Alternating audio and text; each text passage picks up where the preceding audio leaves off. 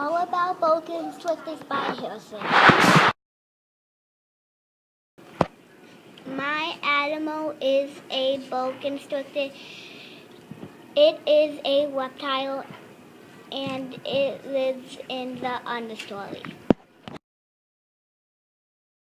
It is a large and heavy snake and it squeezes the animals to eat them.